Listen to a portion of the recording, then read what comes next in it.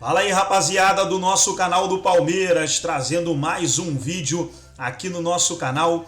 E nesse vídeo aí para falar da vitória do Verdão 2-1 sobre o Corinthians no clássico paulista, o derby.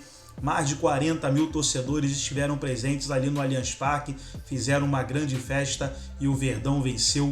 Gols do Murilo e do Rafael Veiga, que voltou e já voltou marcando. E os comentaristas vão debater sobre isso, falar sobre a partida, a vitória do Palmeiras, tudo isso nesse vídeo. Mas antes, quero convidar você que ainda não é inscrito no nosso canal, se inscreva, ativa o sininho das notificações para você não perder nada. Tudo do Palmeiras, tudo do Verdão, você encontra aqui no nosso canal.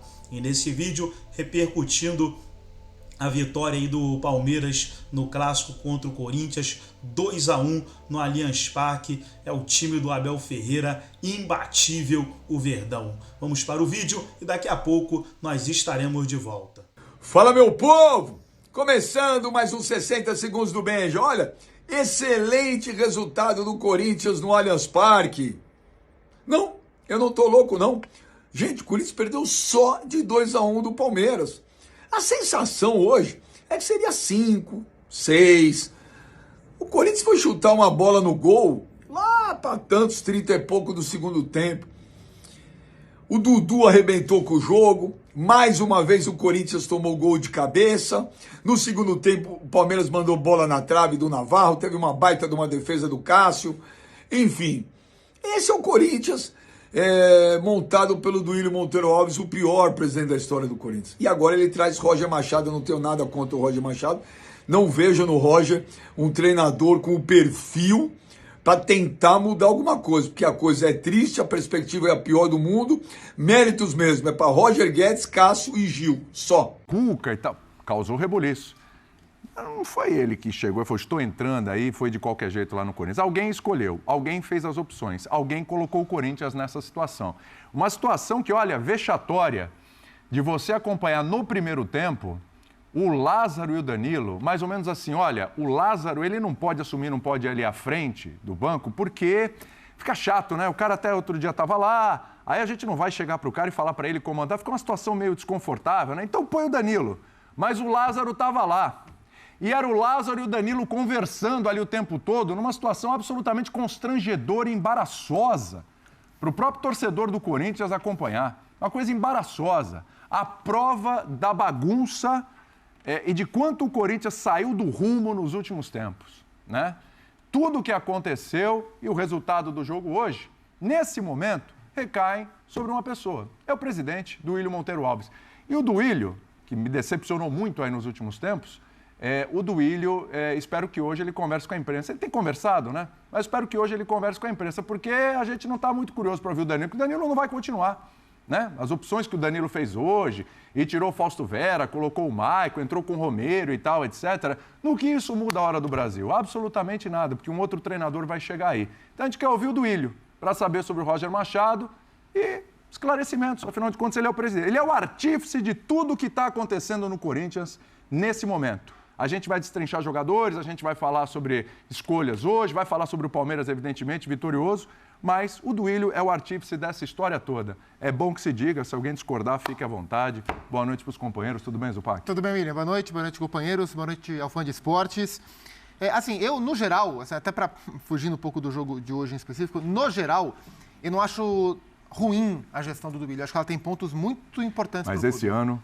especificamente nesse momento, né? O Corinthians vive um caos, assim, nesse momento, por responsabilidade, com consequências das escolhas dele, das decisões tomadas pelo presidente, desde o momento em que ele escolhe fazer a troca do técnico em relação ao Lázaro. Isso. E a atrapalhada histórica, né? A convulsão institucional que ele gerou no clube com a escolha do Cuca, com a saída do Cuca e com a exposição de todo mundo envolvido.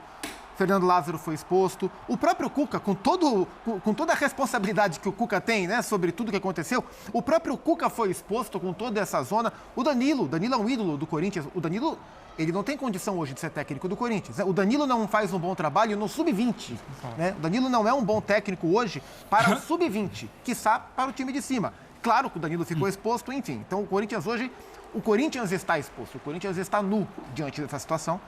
E o jogo de hoje foi o reflexo disso, porque o Corinthians enfrentou o time que é a antítese dessa discussão toda. Exatamente. O Palmeiras é um poço de organização.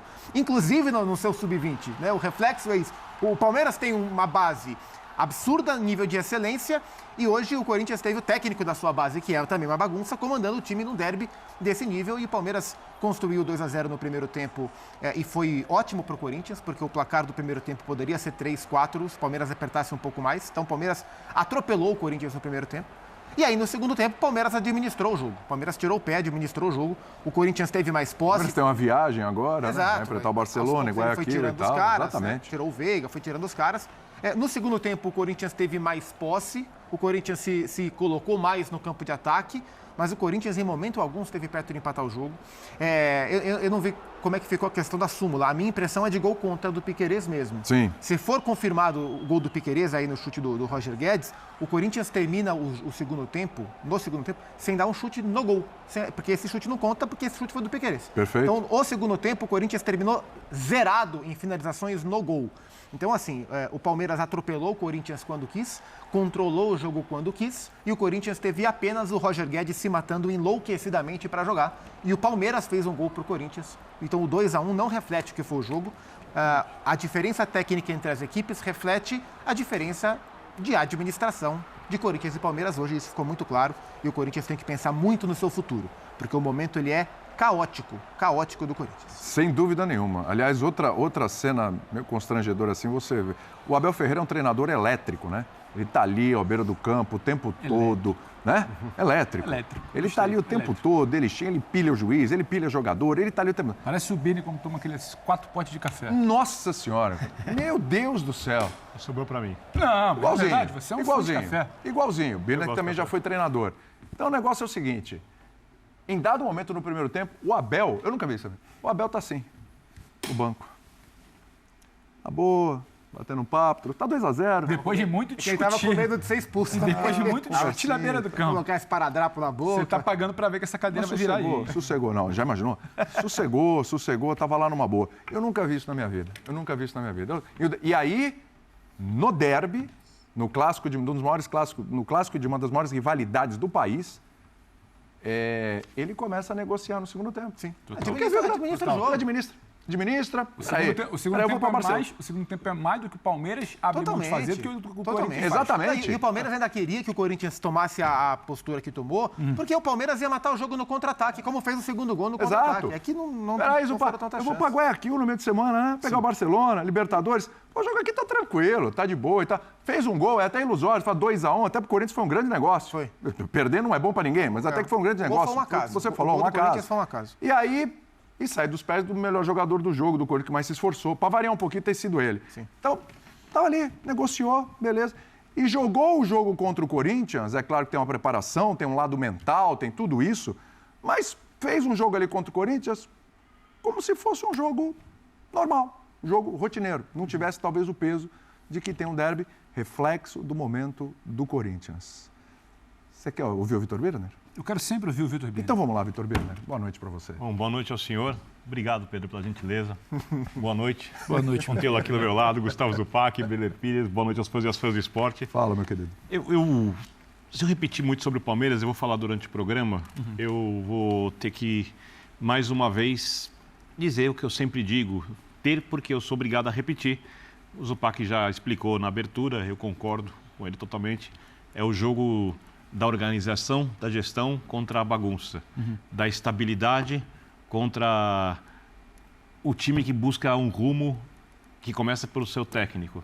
Do time de categoria de base forte contra o time de categoria de base mais fraca. Do time com uma situação financeira mais estável, do time financeiramente instável. Do time que tem grande capacidade de arrecadação, mas menor que a do adversário, mas tem uma situação financeira muito melhor que a do adversário. Porque o Corinthians, ele é um fenômeno da incompetência. Nós temos dois aqui na capital paulista. Essa frase é forte e não falou nenhuma besteira, não, longe disso. É um fenômeno da incompetência de direção. Porque o Corinthians é um time que deveria ter a mesma capacidade de investimento que tem o Flamengo.